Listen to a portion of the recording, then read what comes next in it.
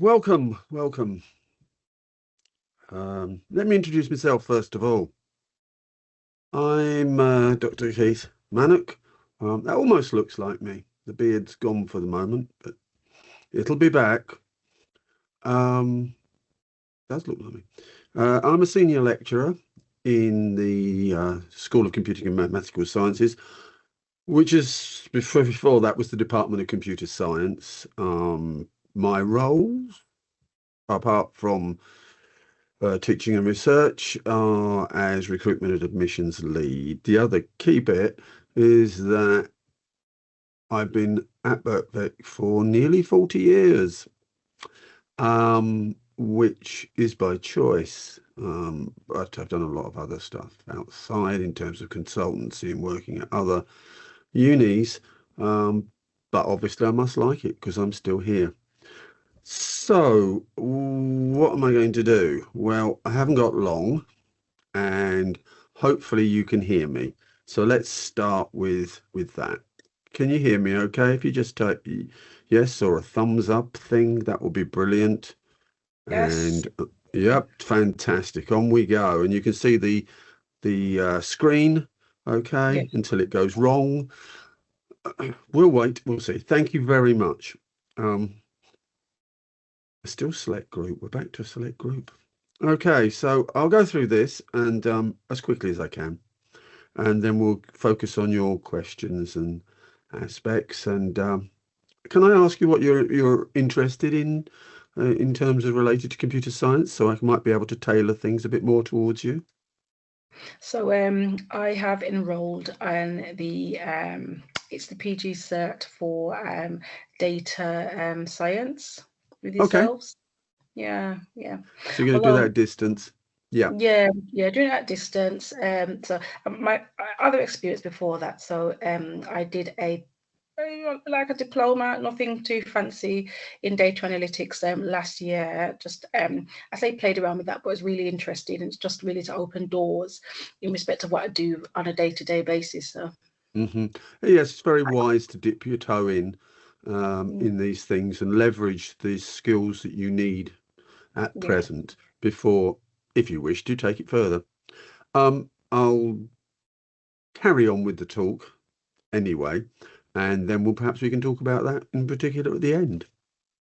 Okay, so I'm going to talk about the introduction, the historical background, because it does say 67 years of Birkbeck, which computer science, which indeed there are, which makes it in London the oldest computer science department and one of the oldest in the UK and the world. We'll talk about the evolution of computer science education at Birkbeck, pioneering research, the various teaching methods we use, alumni that we've had, which are quite interesting to hear, our strengths, how we are after 67 years still relevant, and then we'll wrap it up with the Q&A.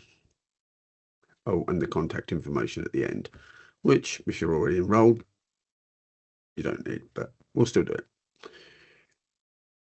Okay, so why us? Self-selecting in a way. I think what we can say is that we aim to inspire so that our students can be the best they can be. Sounds very grandiose, but it's actually true. We do try and push them to be that, to open up, to foster their education, to move them forward. And during all the years I've been here, that has been the case. And I don't see that changing in the foreseeable future. Hopefully not, although it has changed in a number of other places. Well, if I'm going to talk about 67 years, I ought to talk something about the historical background, because as I say, it puts the context of our department, our school, with relation to the other parts of the University of London and universities in general within the UK. So way back after the war, there was this idea of installing this is Second World War, by the way, electronic computer in Torrington Square, which is just behind the building that you, I do beg your pardon, see behind me. Well, an image of. the idea was it was going to work on chemistry and physics because there were no computer science departments at that point. There were computing facilities-ish in the States, and there were some fledgling things at Manchester and Bristol and Cambridge. But UCL computer science didn't start existing until 1980. Imperial was a little bit before that, and so on and so forth. So this was all very new. And that was back in 1957, which gives us our 67 years plus. And that's actually one of the machines that they built and put in the labs. There were three main people. There was the legendary J.D. Bernal, crystallographer, who wanted to use this computational power. There was Andrew Booth, who was the lead on mathematical methods and actually helped build the things. And that machine, the ARC, the automatic relay calculator, was one of the first things of its type in this country. He also linked up with over at Princeton and took his assistant, Kathleen Britton, later to become Kathleen Booth. And they both worked with the legendary John von Neumann, who is the basis for all architectures that exist now until we move in to biometric type computers moving forward. There, I had the pleasure of meeting the Booths, and that was them. Sadly, they're no longer with us. But the Department of Numerical Automation, which was what we were back then in 1957, shortly after, was the first department to teach computing. Before that, computing was always a auxiliary service that was provided, and that eventually split to form the various colleges within the University of London, with us being left with the aim of dealing with primarily part-time students and adapting to their requirements. So the Department of Computer Science came into existence in 1963. It was the first one to run a master's program in computer science in 1968.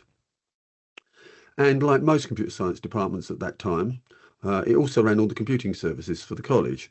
And that happened until quite into the late 1980s. In the 70s, we were an excellent centre for database research in the UK and across the world. This continued until the mid-noughties and was fostered by a long-term relationship with IBM that led us to the development of relational databases, which are ubiquitous these days, and also the so-called NoSQL databases, which the research on the Triple Store here led to. And we still have links with those, but our emphasis has moved on, just to show that we have moved with the times. And in the 80s, we did pioneering work on machine intelligence and logics. And we were part of the fifth generation computing project on AI, which was then Expert Systems, which, like a lot of attempts in artificial intelligence, was a false dawn. I.e., it suddenly seemed to have a lot of prospects, a lot of funding, but little came out of it. With the current trend in large language models, we seem to have some results happening. Whether this can continue in an uptrend because it's using large amounts of computational power to achieve that is debatable. But maybe quantum computers will assist us with this. They certainly have interesting combinations. In the 2000s beyond, we continued with the idea that our teaching would be research-led. Basically, new discoveries are shown to our students as and is informed, rather than dealing with things which are maybe 5-10 years out of date. You don't want to do that. You want to keep everybody up. Otherwise, how are you going to inspire your students? We also, from the 2000s, looked at the idea of mixed mode delivery of lectures, the thing which now is becoming, since the pandemic, fairly normal, where you would broadcast your lecture live from the room and also have people in the room and remotely all contributing and combining. During that period, we expanded our portfolio to look at a number of other topics, one of which ubiquitous computing has since blossomed because, of course, we see computers everywhere. Oh, that picture didn't grain up quite so well as I'd hoped. My gosh, that's awful. In the noughties, we formed the Birkbeck Knowledge Lab. Originally, this was a joint initiative with the Institute of Education, which was basically to look at computer science education and the possible ways of dealing with that.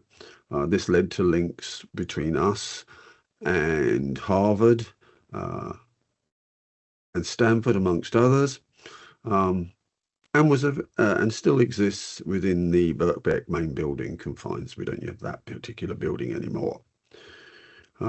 Basically, we were looking at different ways in which you could convey the information, especially if you're dealing with the mixed mode situations that a lot of our students have, where they can turn up to some lectures, they can't turn up to others due to commitments. So how do we keep them in the loop, motivated, and also up to speed, and not left out as sort of watching a recording of a video, which is never one of the things you want to be able to do. Oops, sorry. We've also have the Birkbeck Institute for Data Analytics, one of the first centres in the UK to look at data science as a particular division for that. And that incorporates academics from different faculties within the college, including economics, law, and the humanities. And that is a thriving part. And if you're doing the data analytics remotely, you'll be invited to attend various seminars and in-person meetings if you could make them.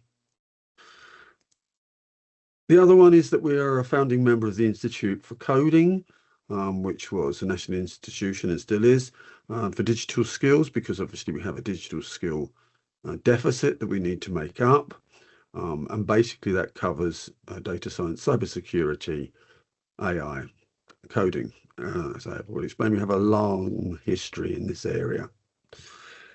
At Birkbeck, what have we done? Well, we've evolved quite a lot. As I said, we had the first MSc, we had the first information technology program, with one of the early adopters of this mixed mode learning, which back in 2000 was somewhat fraught with disaster because of the lack of bandwidth, and also webcams were not obvious at that point.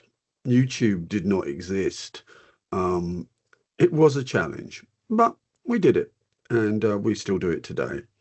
The key point is giving us this flexible mode of attendance, and also that means, you know, also availability to students. I was chatting to a student online at 11:30 last night, trying to assist with a coursework issue.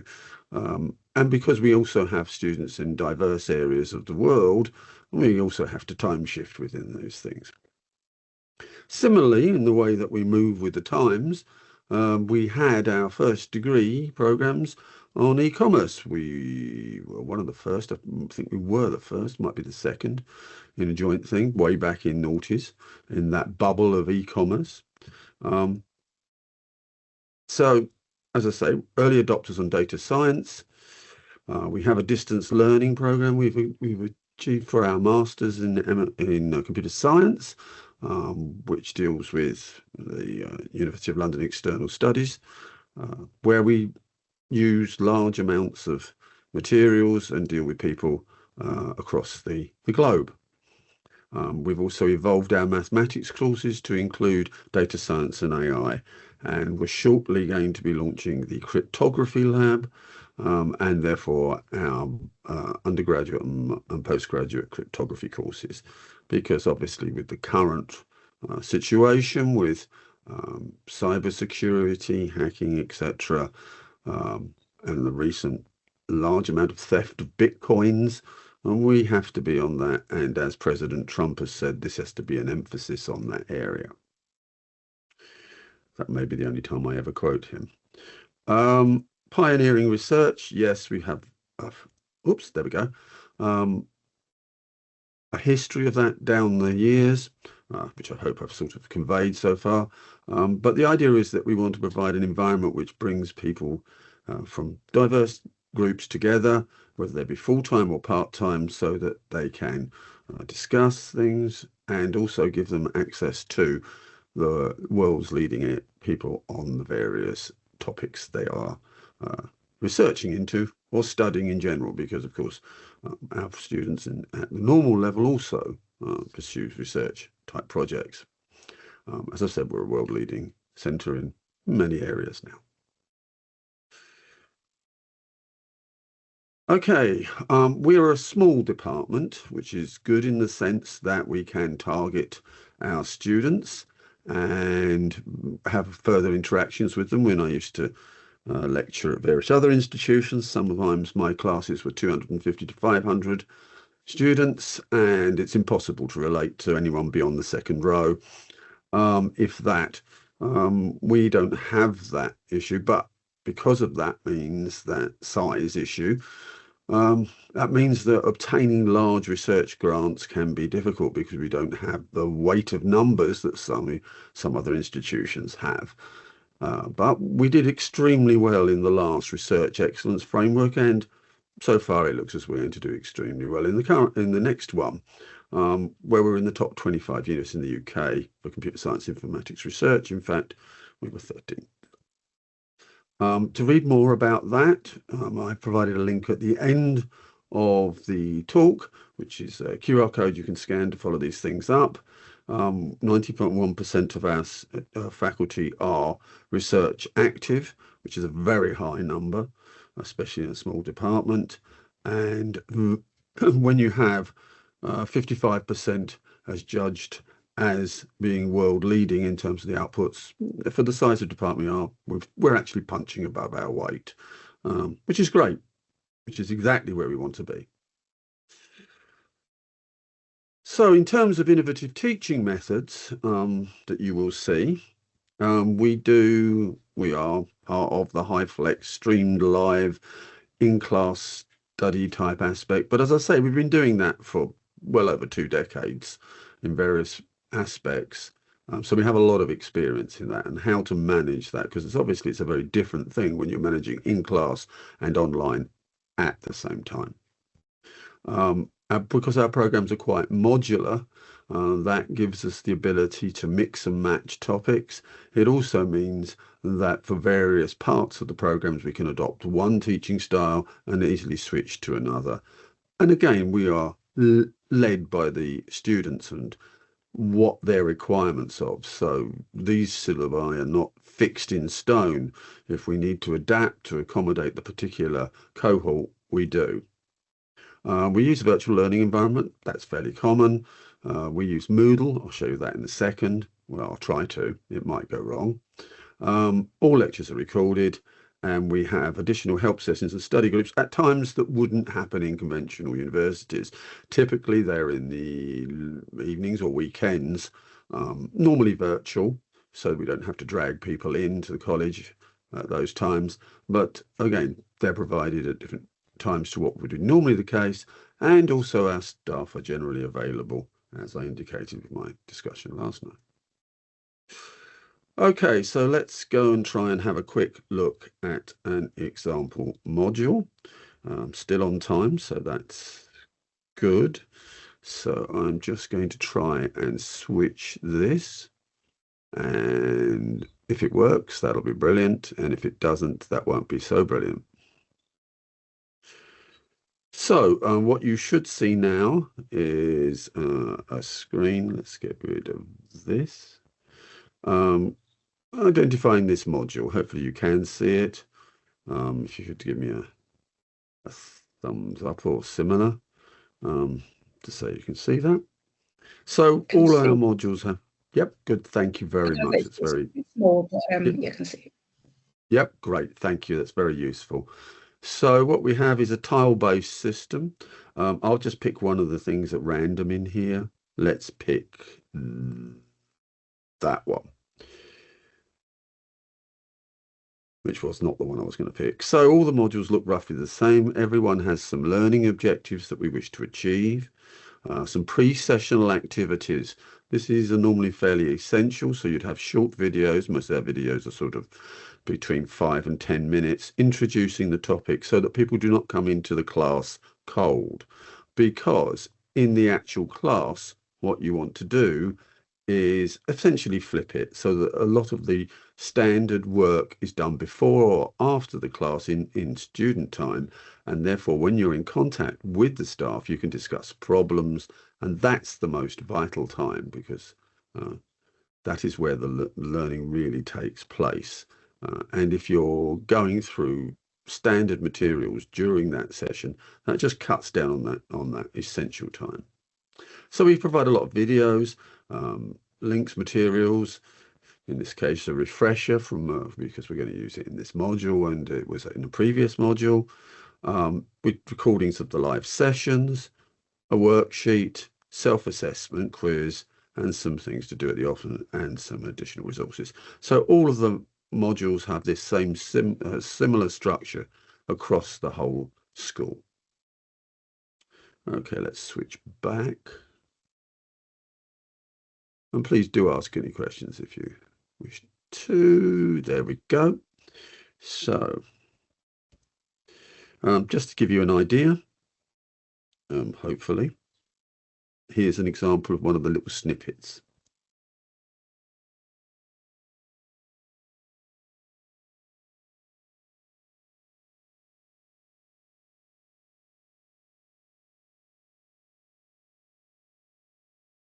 Good work. So, yes, that was me. So that was one of the bits that's used in one of our MSc modules, and also in the distance class that we use for the MSc-CS. So for the diploma, there would be a similar sort of setup in that you have some canned lectures and some pretty videos, but they're very short. That was like 5 minutes as an intro. We also use virtual coding environments. Let me just show you that if I can.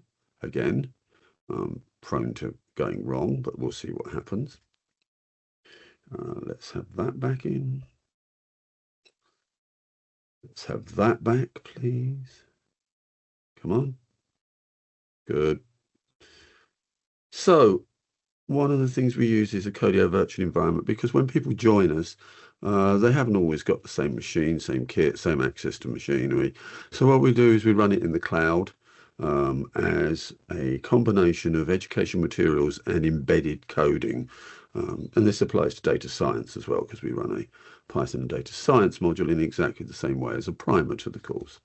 So for here, for instance, you would go through the materials. You have a coding area on the left-hand side. You have various bits of code you can try out embedded. You have a quiz that you can follow up, and you move along, and then you edit code, you try it out, and you keep in that mode. If you fail things, it gives you suggestions. If you need to go and revise things, it has different routes to go through to do this. And the materials are generated either from canned textbooks, we try not to use those, or our own bespoke materials, which is what we do tend to do. And this has proved very popular. We also have AI bots sitting on that to act as additional TAs, teaching assistants, when we can't physically be there. So, you know, I was online at 3 in the morning today, talking to somebody, but, you know, that's not always the case. And you have a problem and you want it, there's a bot there to help. And that was developed in conjunction with the CS50 course at Harvard. Okay, in terms of programs of taught study, I'll list them just to show, well, I would have listed them if I hadn't gone too far, just to show the sort of range of topics that we now address.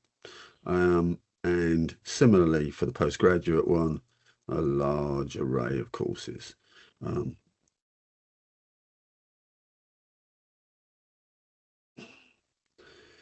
Alumni impact, we had, well, let's just pick 2 of them. We have one person that came to us, I actually didn't remember, he came and did a talk for us as a head of one of the aspects of Microsoft internally, quite high up. And he'd been a student with us in 1989. If you remember me, sadly I didn't. And we had another one from 2000 who has just who's just left Google as the head of their innovative systems. We have strong links to industry in these aspects. Many positive aspects to Birkbeck. I mentioned the global reputation, research-informed teaching, that we're innovative and flexible, but above all else, I think it's our students. It's our interactions with our students, because it's not a one-way dissemination. We learn from students as well, because we have so many people working in industry or allied industries and mature students, in quotes, and this really helps our whole student base. Oh, I meant to take that off. That's very bad. In terms of current technological experience, how are we addressing current and future trends? As usual, we're moving with it. Our research drives us forward. Our staff members drive us forward. The influx of new people into the department school has really helped, as it always does down the years. So now, as I say, we're going into this cryptography area as well, and we may also be heading into gaming as well, although at the moment gaming is an area, although it generates lots of money in the UK, at the moment it's in slight recession. We have strong links to the British Computer Society, giving for some of our programs exemption for some of their Part 1, Part 2 exams. I've already mentioned the Institute of Coding. We also have links to the Turing Institute, which is an AI institute developed within the UK. We're one of the early adopters to that. And as I've mentioned, strong industrial links and industrial links to the major ones, Apple, Microsoft, Oracle, and Google, amongst others. And what type of things do our graduates achieve in terms of the career pathways? It's very diverse. It ranges very widely, but all of those bits are in place. So it's nearing the end of our time, so let's draw the strands together and turn it over to you for a Q&A if you have any questions.